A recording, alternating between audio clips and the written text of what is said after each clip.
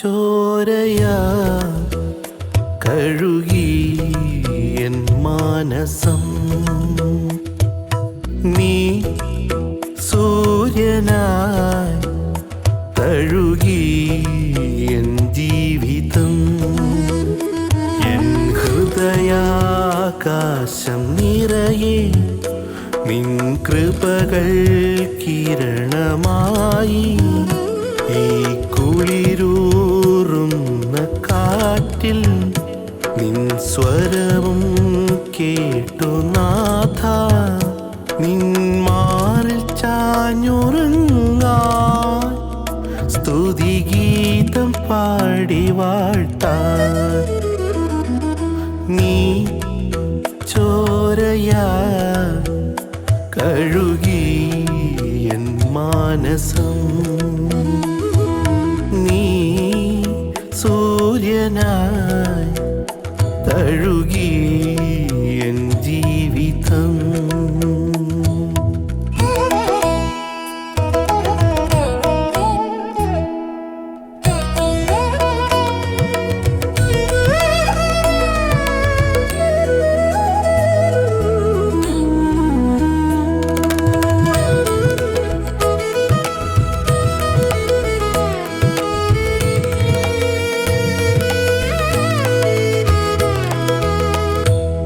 ഒരു കുഞ്ഞു പൂവായി നിന്റെ തിരുമുൻപിലണയും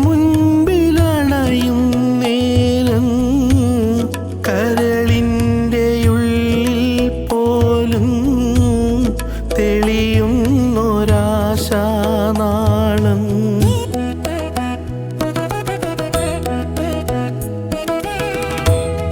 ഒരു കുഞ്ഞു പൂവായി നിന്റെ തിരുമുൻപിലണയും നേരം കരളിൻ്റെ ഉള്ളിൽ പോലും തെളിയുന്നൊരാശാനാളം പമ്പേറ്റു വീഴുമ്പോഴും ചങ്കിൻ്റെ ഉള്ളിൽ നിന്റെ അഭിഷേകമേകുന്നല്ലോ അലിവോടെ നീ എന്നാഥ പരമദയാ പരനേ നിൻ സ്തുതി പാടുന്നു കൃപതൻ സാഗരമേ നിൻ പാദം തേടുന്നു നീ ചോരയാ കഴുകി എൻ മാനസം നീ സൂര്യനായി തഴുകി എൻ ജീവിതം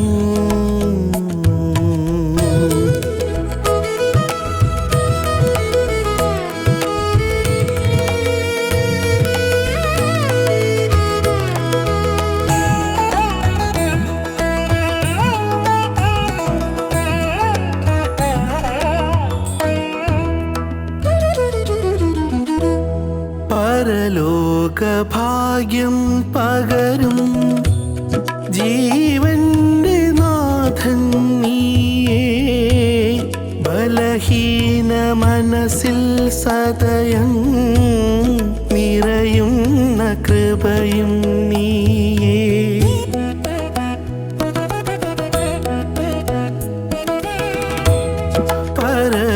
പരലോകഭാഗ്യം പകരും ജീവന്റെ നാഥൻ നീയേ ബലഹീന മനസ്സിൽ സദയം നിറയുന്ന കൃപയും നീയേ കനിവുള്ള കൈകൾ നീട്ടും കരുണാമയാ രൂപം ഉള്ളിൻ്റെ ഉള്ളിൽ നിധിയായി കരുതുന്നു ഞാനെന്നാളും പരമദയാ പരനേ നിൻ സ്തുതി പാടുന്നു കൃപതൻ സാഗരമേ പാദം തേടുന്നു. നീ ചോരയാൽ കഴുകി എൻ മാനസം, നീ സൂര്യനായി തഴുകി എൻ ജീവിതം. എൻ ഹൃദയാകാശം നിറയെ നിൻ കൃപകൾ കിരണമായി. ഈ കുളിരോറുന്ന കാറ്റിൽ നിൻ സ്വരവും കേട്ടു നാദാ. നിൻ മാറിൽ ചാഞ്ഞുറങ്ങാൻ സ്തുതിഗീതം പാടി വാഴ്ത്താൻ. നീ ചോരയാ കഴുകി എൻ മാനസം, നീ സൂര്യനാ കഴുകി എൻ ജീവിതം.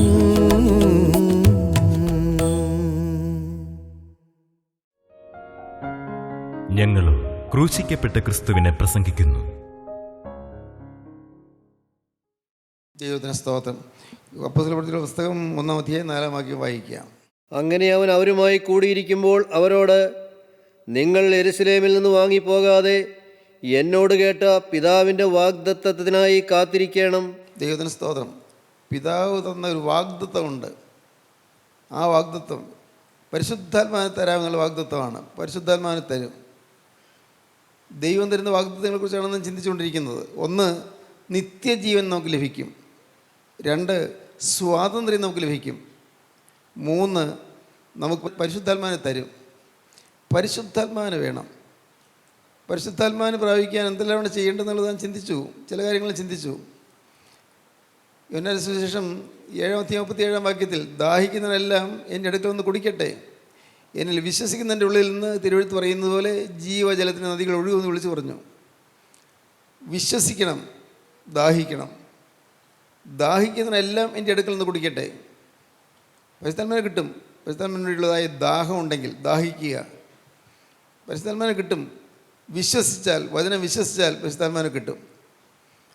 ദാഹിക്കുന്നതിനെല്ലാം എൻ്റെ അടുക്കൽ നിന്ന് കുടിക്കട്ടെ, എന്നിൽ വിശ്വസിക്കുന്നതിൻ്റെ ഉള്ളിൽ നിന്ന് തിരുവെഴുത്ത് പറയുന്നത് പോലെ ജീവജലത്തിൻ്റെ നദികൾ ഒഴുകും. ഇത് തന്നിൽ വിശ്വസിക്കുന്നവർക്ക് ലഭിക്കാനുള്ള ആത്മാവിനെക്കുറിച്ചാകുന്നു താൻ പറഞ്ഞത്. പരിശുദ്ധാത്മാവിൻ്റെ കാര്യമാണ് പറഞ്ഞത്. ദൈവത്തിന് സ്തോത്രം. 1, നാം ആത്മാവിനെ വിശ്വസിക്കുക. ആ കാര്യം വിശദമായിട്ട് പറഞ്ഞതാണല്ലോ. 2, ആത്മാവിന് വേണ്ടി ദാഹിക്കുക. വെളിപ്പാട് പുസ്തകത്തിൻ്റെ അവസാന അധ്യായത്തിൽ പറയും, വരിക എന്ന് ആത്മാവ് മണവാട്ടിയും പറയട്ടെ, കേൾക്കുന്നവനും വരിക എന്ന് പറയട്ടെ, ദാഹിക്കുന്നവൻ വരട്ടെ, ഇച്ഛിക്കുന്നവൻ ജീവജലം സൗജന്യമായി വാങ്ങട്ടെ. ദാഹമുള്ളവൻ വരട്ടെ. ദാഹിച്ചു വന്നാൽ, ആഗ്രഹത്തോട് വന്നാൽ, അത്യാർത്തിയോട് വന്നാൽ ലഭിക്കും. ദാഹിക്കുന്നവൻ വരട്ടെ, ഇച്ഛിക്കുന്നവൻ ജീവജലം സൗജന്യമായി വാങ്ങട്ടെ. സൗജന്യമായി ലഭിക്കും. പരിശുദ്ധാത്മാവും ദാനം സൗജന്യമായി തരുന്നതാണ്. ദാനമാണത്. അത് നാം അധ്വാനത്തിന് എഴുതിയെടുക്കുന്നതല്ല. ദൈവം തരുന്ന ദാനമാണ്. ദാനം സ്വീകരിക്കാൻ നാം യോഗ്യരായി തീരണം. അത്രയേ ഉള്ളൂ. ദാനം സ്വീകരിപ്പാൻ 1, ആത്മാവിനെ നാം വിശ്വസിക്കണം. വിശ്വാസം ഇല്ലെങ്കിൽ ഒന്നും ജയിക്കുകയില്ല. ഒരു ഘട്ടത്തും ജയിക്കുകയില്ല. വിശ്വാസം വേണം. ദൈവത്തിന് സ്തോത്രം.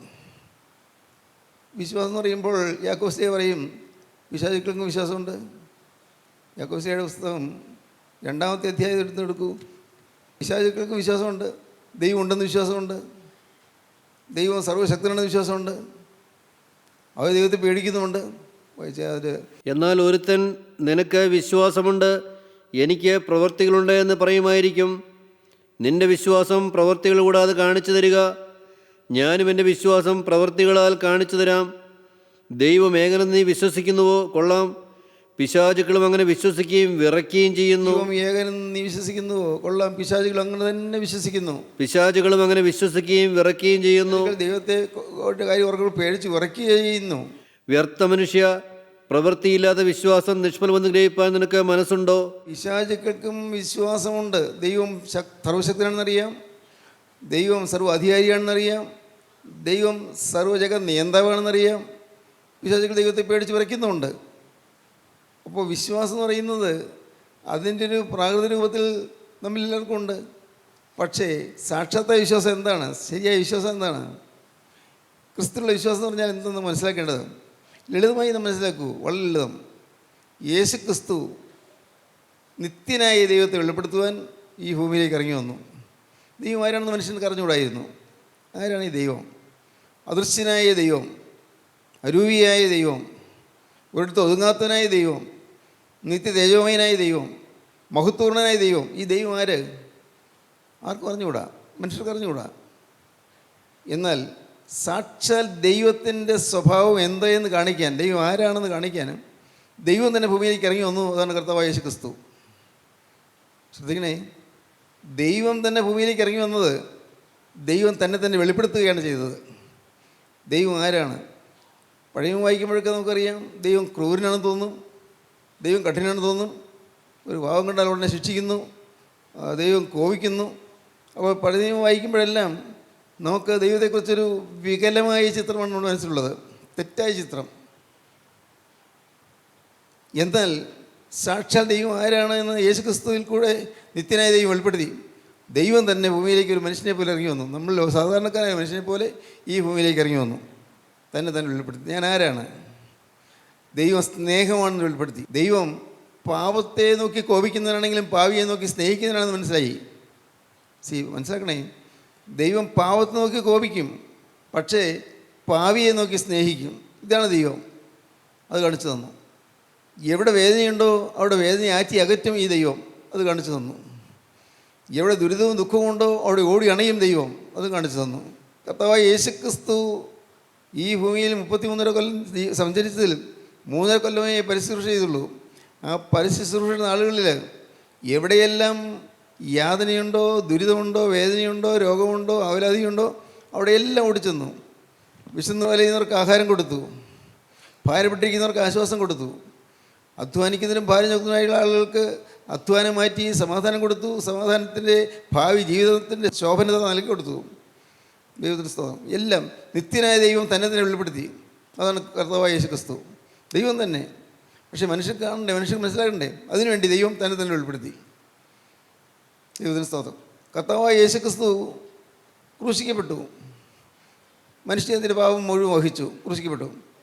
കർത്താവ് പോകുന്നതിന് പറഞ്ഞു, ഞാൻ പോയാൽ ഞാൻ കാര്യസ്ഥന് നിങ്ങൾക്ക് അയച്ചു തരും, അവൻ വന്നാൽ നിങ്ങളെ സകല സത്യത്തിൽ വഴി നടത്തും. യേശുക്രിസ്തു ഈ ഭൂമിയിൽ നിന്ന് മാറ്റപ്പെട്ടെങ്കിലും കാര്യസ്ഥൻ ഈ ഭൂമിയിലേക്ക് വന്നു, പരിശുദ്ധാത്മാവ് വന്നു. തൃത്വം ഏകോപിക്കുകയാണ്. നിത്യനായ ദൈവം കർത്താവ് യേശുക്രിസ്തുവിൽ കൂടി തന്നെ വെളിപ്പെടുത്തി. യേശുക്രിസ്തു പറഞ്ഞു, ഞാൻ പോയാൽ കാര്യസ്ഥനെ നിങ്ങൾക്ക് അയച്ചു തരും. പരിശുദ്ധാത്മാവിനെ ഈ ഭൂമിയിലേക്ക് അയച്ചു. പരിശുദ്ധാത്മാവ് ഇന്ന് ഭൂമിയിൽ പ്രവർത്തിക്കുന്നുണ്ട്. എങ്ങനെ? തന്നെ നിബിയന്മാരിൽ കൂടെയും സ്ലീഹന്മാരിൽ കൂടെയും സംസാരിക്കുന്നു. നിബിയന്മാർ പ്രവാചകന്മാരിൽ കൂടെയും സ്ലീഹന്മാരിൽ കൂടെയും സംസാരിക്കുന്നു.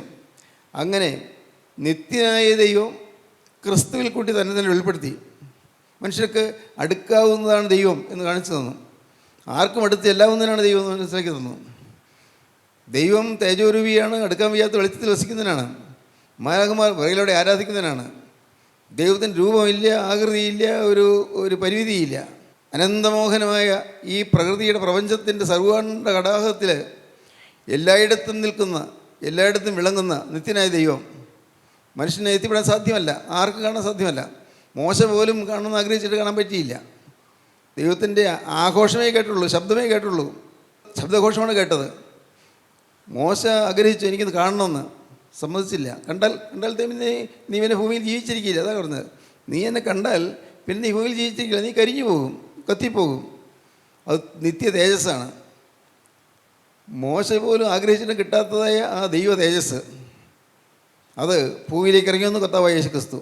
യേശുക്രിസ്തു ഇവിടെ നിന്ന് ക്രൂശിൽ മരിച്ച് കടന്നു പോകുമ്പോൾ പറഞ്ഞു, സ്വർഗ്ഗാരോഹണം ചെയ്യുന്നതിന് മുമ്പ് പറഞ്ഞു, ഞാൻ പോകുന്നത് നിങ്ങൾക്ക് നല്ലത്, ഞാൻ കാര്യസ്ഥൻ നിങ്ങൾക്ക് അയച്ചു തരാം. അവൻ വന്ന് സകല സത്യത്തിൽ നിങ്ങളെ വഴി നടത്തും.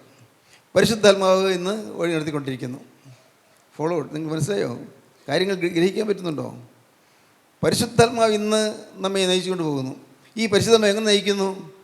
ദിവ്യന്മാരിൽ കൂടെയും സ്നേഹിമാരിൽ കൂടെയും സംസാരിച്ചുകൊണ്ട് നമ്മെ നയിക്കുന്നു. പ്രവാചകന്മാരിൽ കൂടെയും ശ്ലീഹന്മാരിൽ കൂടെയും കർത്താവിൻ്റെ ശിഷ്യന്മാരിൽ കൂടെയും ഇന്ന് പരിശുദ്ധാത്മാവ് സംസാരിച്ചു കൊണ്ടിരിക്കുന്നു. സ്തോത്രം. പരിശുദ്ധാത്മാവ്, ഈ പരിശുദ്ധാത്മാവിനെ നമുക്ക് ലഭിക്കാൻ ലളിതമാണ്. ഇത് വിശ്വസിച്ചാൽ മതി.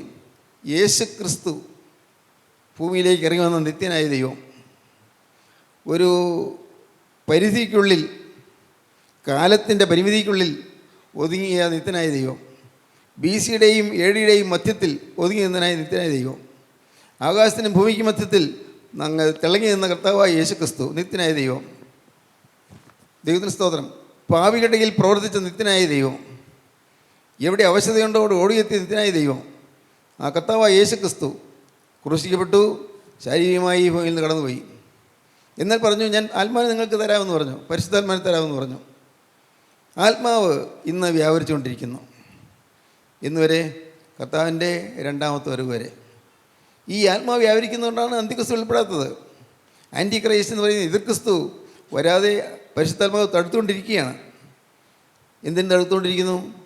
പത്രോസിൻ്റെ രണ്ടാമത്തെ ലേഖനം 3-ാം അധ്യായം 8-ാം വാക്യം മുതൽ വായിക്കാം. എന്നാൽ പ്രിയമുള്ളവരെ, കർത്താവിനെ ഒരു ദിവസം 1000 സംവത്സരം പോലെയും 1000 സംവത്സരം ഒരു ദിവസം പോലെയും ഇരിക്കുന്നുവെന്ന് ഈ കാര്യം നിങ്ങൾ മറക്കരുത്. ചിലർ താമസമെന്ന് വിചാരിക്കുന്നത് പോലെ കർത്താവ് തൻ്റെ വാഗ്ദത്തം നിവർത്തിപ്പാൻ താമസിക്കുന്നില്ല. ആരും നശിച്ചു പോകാതെ എല്ലാവരും മാനസാന്തരപ്പെടുവാൻ അവൻ ഇച്ഛിച്ച് നിങ്ങളോട് ദീർഘക്ഷമ കാണിക്കുന്നതേയുള്ളൂ. കർത്താവിൻ്റെ ദിവസമോ കള്ളനെ പോലെ വരും. അന്ന് ആകാശം കൊടുമുഴക്കത്തോടെ ഒഴിഞ്ഞു പോകും. എല്ലാവരും മാനസാന്തരപ്പെടുവാൻ അവൻ ഇച്ഛിച്ച് നിങ്ങളോട് ദീർഘക്ഷമ കാണിക്കുന്നതേ ഉള്ളൂ. കർത്താവ് തൻ്റെ വാഗ്ദത്തം നിവർത്തിപ്പാൻ താമസിക്കുന്നില്ല. വാഗ്ദത്തമുണ്ട്, കർത്താവ് വീണ്ടും വരും എന്നുള്ള വാഗ്ദത്തമുണ്ട്. അത് നിവർത്തിപ്പാൻ താമസിക്കുന്നില്ല. പക്ഷേ ആരും നശിച്ചു പോകാതെ എല്ലാവരും മാനസാന്തരപ്പെടുവാൻ അവൻ ഇച്ഛിച്ച് നിങ്ങളോട് ദീർഘക്ഷമ കാണിക്കുന്നതേ ഉള്ളൂ. കർത്താവ് വീണ്ടും വരും. വീണ്ടും വരുന്നത് വരെയും കർത്താവിന് വേണ്ടി ഒരു വിശുദ്ധ സഭയെ ഒരുക്കിക്കൊണ്ടിരിക്കുകയാണ്. അത് പരിശുദ്ധാത്മാവ് ചെയ്യുന്ന പ്രവൃത്തിയാണ്. യേശു ക്രിസ്തു വീണ്ടും വരുന്നവരെയും സഭയെ ഒരുക്കിക്കൊണ്ടിരിക്കുന്നു. യാക്കോബായ സഭയെന്നോ ഓർത്തഡോക്സ് സഭയെന്നോ മത്തായി സഭയെന്നല്ല, വിശുദ്ധ സഭയെ, മണവാട്ടി സഭയെ ഒരുക്കിക്കൊണ്ടിരിക്കുന്നു. മണവാട്ടി സഭയെ ക്രിസ്തുവിൻ്റെ അരുമോളനായ ക്രിസ്തുവിൻ്റെ മണവാട്ടിയായി സഭ ഒരുങ്ങിക്കൊണ്ടിരിക്കുകയാണ്. അത് ഇതിനു മുമ്പ് നാം ചിന്തിച്ചിട്ടുണ്ട്. റിബേക്ക വസ്ത്രാഭരണങ്ങളാൽ അലങ്കൃതയായി വിഭൂഷിതയായി ഇസാക്കിൻ്റെ അടുക്കിലേക്ക് പോയതുപോലെ, ഏലിയാസ റിബേക്കയെ കൂട്ടിക്കൊണ്ട് പോയതുപോലെ, പരിശുദ്ധാത്മാവ് നമ്മെ നിത്യരാജാധിരാജനായ ക്രിസ്തുവിൻ്റെ അടുക്കിലേക്ക് നമ്മെ കൂട്ടിക്കൊണ്ട് പോവുകയാണ്. ദൈവത്തിന് സ്തോത്രം. ആലങ്കാരിക ഭാഷയിലാണ് ചില കാര്യങ്ങളെല്ലാം പറയുന്നെങ്കിലും അതെല്ലാം വളരെ അർത്ഥവത്താണ്, നമുക്ക് മനസ്സിലാക്കാൻ സാധിക്കും. മനുഷ്യർക്ക് മനസ്സിലാക്കുന്ന ഭാഷയിലാണ് കിട്ടിയിരിക്കുന്നത്. ഇന്ന് പരിശുദ്ധാത്മാവ് സഭയെ ഒരുക്കിക്കൊണ്ടിരിക്കുന്നു. എങ്ങനെ? നിവ്യന്മാരുടെ സ്ലീഹന്മാരുടെ നാവിൽ കൂടി നിത്യനായ ദൈവം സംസാരിച്ചുകൊണ്ട് സഭയെ ഒരുക്കുന്നു. സ്തോത്രം. നിത്യനായ ദൈവം കാര്യസ്ഥനായ പരിശുദ്ധാത്മാവിനെ ഭൂമിയിലേക്ക് അയച്ചിരിക്കുന്നു. അബ്രഹാം പിതാവ് ഏലിയാസാറിനെ ഹാരാനിലേക്ക് അയച്ചതുപോലെ നിത്യനായ ദൈവം തനിക്ക് ഒരു മണവാട്ടി സഭയെ ഒരുക്കുന്നതിന് വേണ്ടി പരിശുദ്ധാത്മാവിനെ അയച്ചിരിക്കുന്നു. പരിശുദ്ധാത്മാവിൽ നിന്ന് മണവാട്ടി സഭയെ ഒരുക്കിക്കൊണ്ടിരിക്കുന്നു. ഇവിടെ ഒരു പ്രശ്നമേ ഉള്ളൂ. ഞാൻ ഒരുങ്ങിയോ? എന്നെ ഒരുക്കാൻ ഞാൻ പരിശുദ്ധാത്മാവിനെ വിട്ടുകൊടുത്തോ? വിശ്വാസമില്ലെങ്കിൽ വിട്ടുകൊടുക്കാൻ പറ്റുകയില്ല. അതാണ് പറഞ്ഞത്, പരിശുദ്ധാത്മാവിനെ വിശ്വസിക്കണം. ഞാൻ ഒരുങ്ങിയോ? ഞാൻ ഒരുങ്ങണം. വിശ്വാസം ഉണ്ടെങ്കിലല്ലേ ഒരുങ്ങാൻ പറ്റൂ. ക്രിസ്തുവിൻ്റെ മണവാട്ടിയാകാൻ ദൈവം എന്നെ വിളിച്ചിരിക്കുന്നതെന്നും ക്രിസ്തുവിൻ്റെ ആ തേജസ്സേറിയ മണവറയിലെ പോകാൻ ദൈവം എന്നെ ഒരുക്കിക്കൊണ്ടിരിക്കുകയാണെന്നും ഒരു വിശ്വാസം ഉണ്ടെങ്കിൽ മാത്രമേ നമുക്ക് ഒരുങ്ങാൻ പറ്റുകയുള്ളൂ. ഇല്ലെങ്കിൽ ഈ പറയുന്നതെല്ലാം കേവലം വാക്ജാലം മാത്രമായിരിക്കും. വാക്കുകൾ ഇങ്ങനെ ഉച്ചരിച്ചുകൊണ്ടിരിക്കും, പ്രയോജനം ഉണ്ടാവില്ല. അവിടെ വിശ്വാസം ആദ്യം വേണ്ടത്. നിത്യനായ ദൈവത്തിലുള്ള വിശ്വാസം, പുത്രൻപുരാനായ കർത്താവായ ക്രിസ്തുവിലുള്ള വിശ്വാസം, പരിശുദ്ധാത്മാവായ ദൈവത്തിലുള്ള വിശ്വാസം.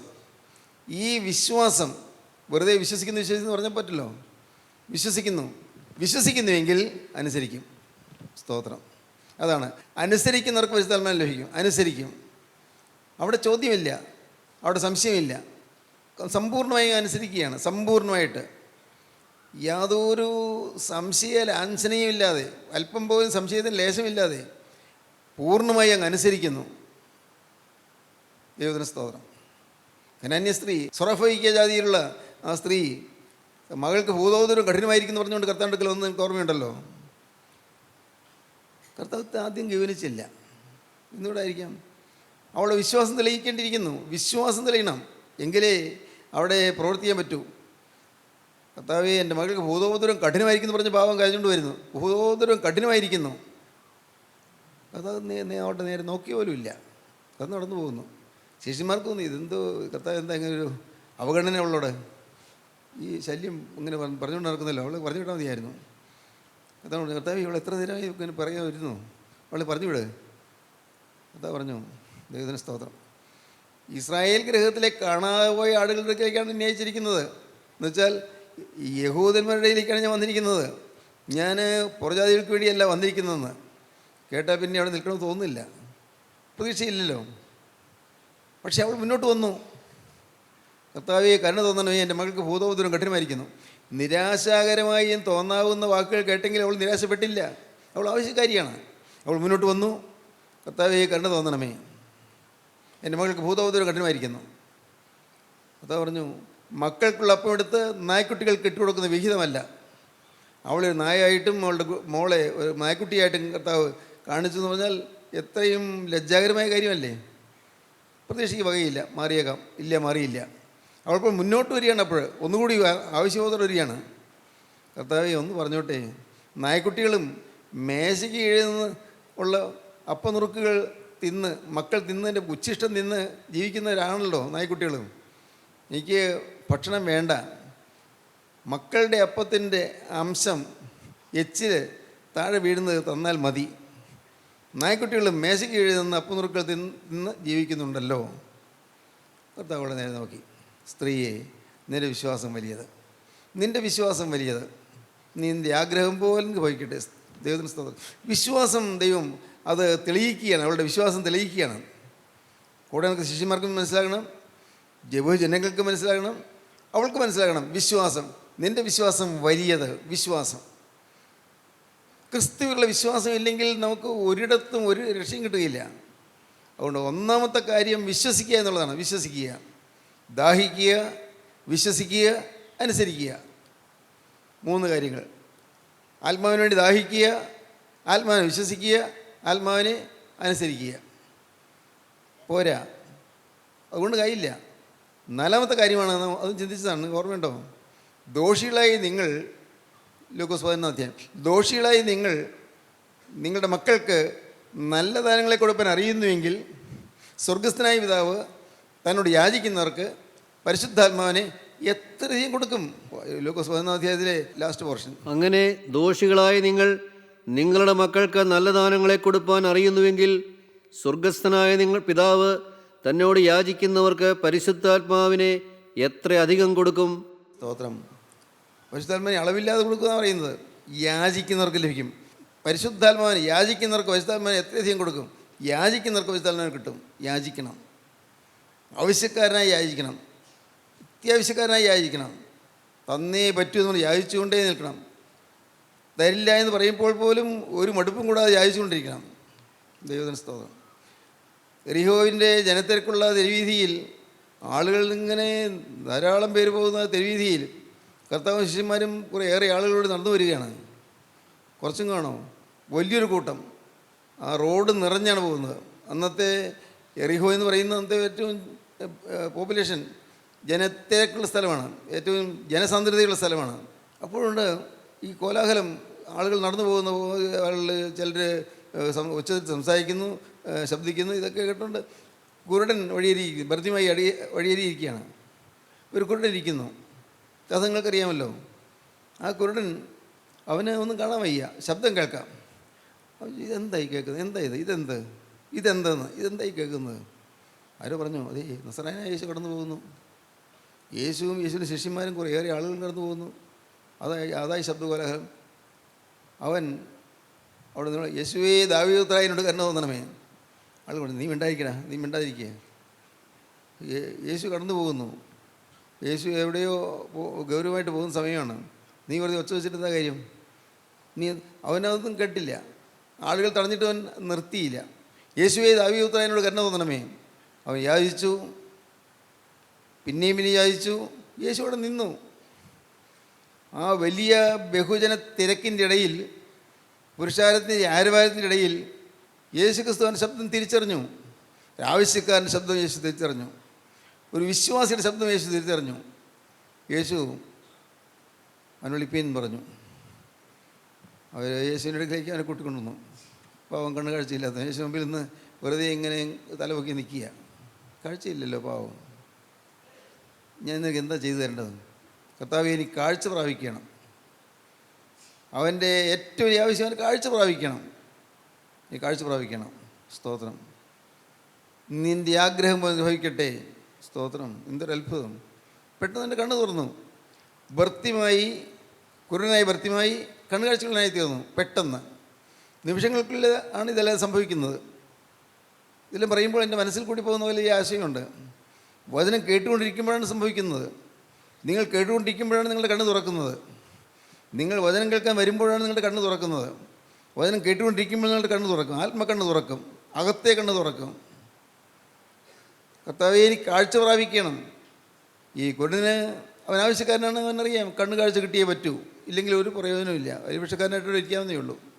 വല്ലൊരു ഇട്ട് കൊടുത്താൽ കിട്ടും, അതുമാത്രം. അങ്ങനെ ഉപജീവനം കഴിക്കുന്നതിനാണ് പാവം യാചകൻ. ഇപ്പോൾ അവന് വേണ്ടത് 10 പൈസയല്ല, ആളുകൾ കൊടുക്കുന്ന എന്തെങ്കിലും പൈസയോ നാണയത്തൊട്ടുള്ളതല്ല. അവന് വേണ്ടത് കാഴ്ച പ്രാപിക്കണം.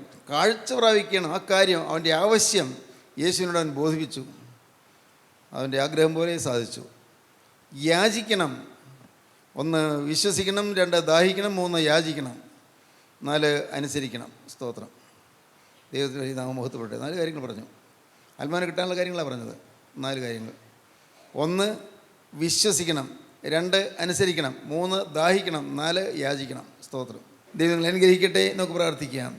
കാരുണ്യവനായ ഞങ്ങളുടെ സ്വർഗീയ പിതാവേ, അനുഗ്രഹീയ നിമിഷങ്ങൾക്കായി ഞങ്ങൾ നിന്നെ സ്തുതിക്കുന്നു. ഞങ്ങൾ നിന്നെ സ്തോത്രം ചെയ്യുന്നു. എല്ലാവരെയും അനുഗ്രഹിക്കണമേ. എല്ലാവരെയും നന്മകളാൽ നിറയ്ക്കണമേ. അവിടുത്തെ കൃപയിൽ ഞങ്ങളെ പരിപാലിക്കണമേ. നാഥ, അതിൻ്റെ 2ാമത്തെ വേണ്ടി ഞങ്ങളെ ഒരുക്കണമേ. നന്ദി നിറഞ്ഞവരായി സ്തുതികളാലും ആത്മീയ ഗീതങ്ങളാലും സങ്കീർത്തനങ്ങളാലും നിന്നെ ആരാധിക്കുവാൻ ഞങ്ങൾക്ക് ഭാഗ്യം തരണമേ. എല്ലാ നന്മകളാലും ഞങ്ങൾ നിറയ്ക്കണമേ. യേശുവിൻ നാമത്തിൽ തന്നെ. ആമീൻ.